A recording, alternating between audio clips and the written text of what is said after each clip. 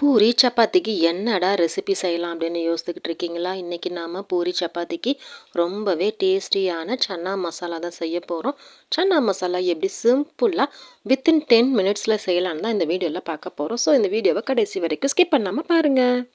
சன்னாவை முதல் நாள் நைட்டே ஊற வச்சு காலையில் எந்திரிச்சதும் அதை வந்து பார்த்திங்கன்னா நல்லா குக்கரில் ஒரு 4-5 விசில் வந்து நல்லா விட்டு வேக வச்சு எடுத்து வச்சுருக்கேன். சன்னா வேக வைக்கிற டைம் தாங்க நமக்கு. அதுக்கப்புறம் பார்த்திங்கன்னா நமக்கு சன்னா மசாலா செய்கிறதுக்கு வித்தின் 10 மினிட்ஸ் மட்டும்தான் ஆகும். என்னடா 10 மினிட்ஸ்னு சொல்கிறாங்கன்னு பார்க்குறீங்களா? ஆமாங்க, நம்ம அவ்வளோ சீக்கிரமாக தான் இந்த ரெசிபி வந்து செய்ய போகிறோம். ஃபஸ்ட்டு வந்து நம்ம இதுக்கு தேவையான மசால் வந்து அரைச்சிக்கலாம். ஸோ அதுக்காக பார்த்திங்கன்னா ஒரு மிக்ஸி ஜார் எடுத்துருக்கோங்க. அதில் வந்து பார்த்திங்கன்னா ஃபஸ்ட்டு வந்து நம்ம வந்து தேங்காய் வந்து இதில் வந்து குட்டி குட்டியாக கட் பண்ணி வந்து ஆட் பண்ணிக்கலாம். தேங்காய் வந்து கொஞ்சம் நிறையா போட்டிங்கன்னா உங்களுக்கு வந்து கிரேவி வந்து நல்லாயிருக்கும். அதுக்கப்புறம் பார்த்திங்கன்னா குட்டி குட்டியாக கட் பண்ணி வச்சுருக்க வெங்காயம் வந்து இதில் ஆட் பண்ணிடலாம்.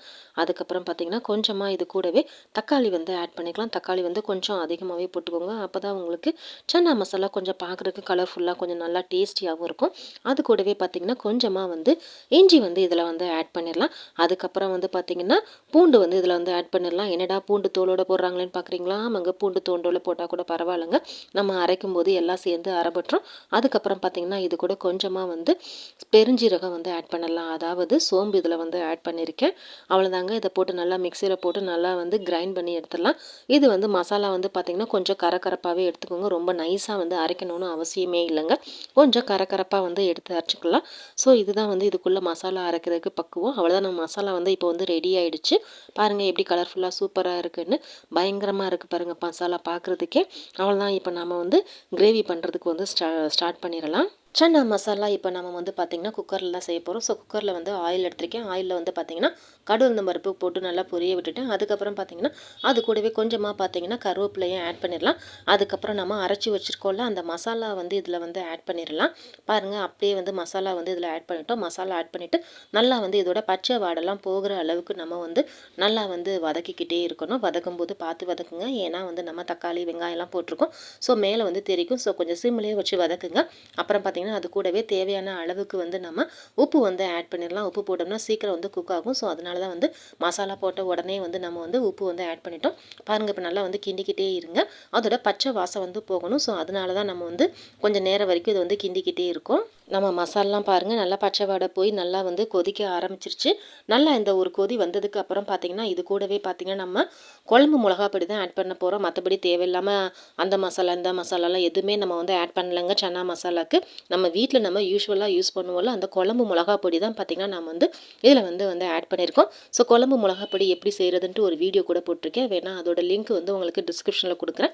போய் செக் பண்ணி பாருங்கள். உங்கள் வீட்டிலையும் இதே மாதிரி குழம்பு மிளகா பொடி நீங்கள் அரைச்சி வச்சிட்டிங்கன்னா எல்லா டிஷ்க்குமே நீங்கள் இதே மிளகா பொடியை நீங்கள் யூஸ் பண்ணி செஞ்சால் கூட சூப்பராக வரும் உங்களோட ரெசிபி எல்லாமே. ஸோ பாருங்கள், இப்போ வந்து நல்லா வந்து மிளகா பொடி போட்டாச்சு. மிளகா பொடி போட்டு நல்லா வந்து ஒரு வதக்கியாச்சு. ஸோ அதுக்கப்புறம் பார்த்திங்கன்னா இதில் வந்து நம்ம வேக வச்சு எடுத்து வச்சுருக்க சன்னா வந்து இதில் வந்து ஆட் பண்ணிக்கலாம். பாருங்கள், சன்னா வந்து தண்ணியோடையே ஆட் பண்ணுங்கள். ஏன்னா சன்னா தண்ணிக்கு வந்து ரொம்ப வந்து ஹெல்தி. ஸோ அதோடய நம்ம வந்து இப்போ வந்து இதில் வந்து ஆட் பண்ணிட்டோம். ஆட் பண்ணதுக்கப்புறம் நல்லா ஒரு கிண்டி விட்டலாம். நம்ம ரெசிபி வந்து பார்த்திங்கன்னா கட்டியாக தான் இருக்கணும் சன்னா மசாலா. ஸோ அதனால் பார்த்திங்கன்னா இது கூடவே பார்த்திங்கன்னா கொஞ்சமாக வந்து தண்ணி ஆட் பண்ணால் போதும். நிறையா தண்ணி வந்து ஆட் பண்ணணும்னு அவசியம் இல்லை.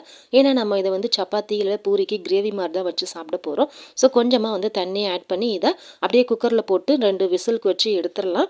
அவ்வளோதான். பாருங்கள், நான் இப்போ வந்து ஓப்பன் பண்ணி காட்டுறேன் எப்படி இருக்குன்னு பாருங்கள். சன்னா மசாலா சும்மா சன்னாவோட அந்த மசாலாலாம் நல்லா மிங்கிள் ஆகி சும்மா சூப்பராக வந்து நல்ல கன்சிஸ்டன்சியில் இருக்குது. இந்த கன்சிஸ்டன்சி தான் நமக்கு வந்து ரொம்ப வந்து முக்கியம். ஸோ நம்ம வந்து பாருங்கள் மசாலாலாம் பாருங்கள் நல்லா சன்னாவோட நல்லா மிக்ஸ் ஆகி சூப்பராக இருக்குது. ஃபைனலாக இது கூட கொஞ்சமாக வந்து கொத்தமல்லியே வந்து இதை தூவி அவ்வளோதான் சர்வ் பண்ண போகிறோம். நம்ம இந்த சன்னா மசாலா ரொம்ப டேஸ்டியாக இருக்கும். வித்தின் 10 மினிட்ஸில் நம்ம வந்து ரெடி பண்ணிடலாம். உங்கள் வீட்டில் இதை ட்ரை பண்ணிட்டு எப்படி இருந்துச்சுன்னு மறக்காமல் என் கூட கமெண்ட் செக்ஷனில் ஷேர் பண்ணுங்கள். எங்கள் வீட்டில் பார்த்திங்கன்னா நாங்கள் எப்போவுமே பூரிக்கு சன்னா மசாலா தான் சாப்பிடுவோம். சப்பாத்தி கூட சாப்பிடலாம். ஆனால் பூரிக்கு தான் வந்து பார்த்திங்கன்னா என் பசங்க ரொம்ப விரும்பி சாப்பிடுவாங்க. உங்கள் வீட்டில் நீங்கள் எந்த டிஷ்க்கு வந்து சன்னா மசாலா விரும்பி உங்கள் பசங்க சாப்பிடுவாங்க அப்படின்றதையும் மறக்காமல் என் கூட கமெண்ட் செக்ஷனில் ஷேர் பண்ணுங்கள். இந்த மாதிரி வீடியோலாம் உங்களுக்கு பார்க்க பிடிக்கும்னா நம்ம சுபா லைஃப் ஸ்டைல் சேனலை சப்ஸ்கிரைப் பண்ணி சப்போர்ட் பண்ணுங்கள். இந்த வீடியோ உங்களுக்கு பிடிச்சிருந்துச்சுன்னா உங்கள் ஃப்ரெண்ட்ஸ் அண்ட் ஃபேமிலி மெம்பர்ஸ்க்கு இந்த வீடியோவை ஷேர் பண்ணுங்கள். Bye bye friends. நெக்ஸ்ட் வீடியோவில் பார்க்கலாம்.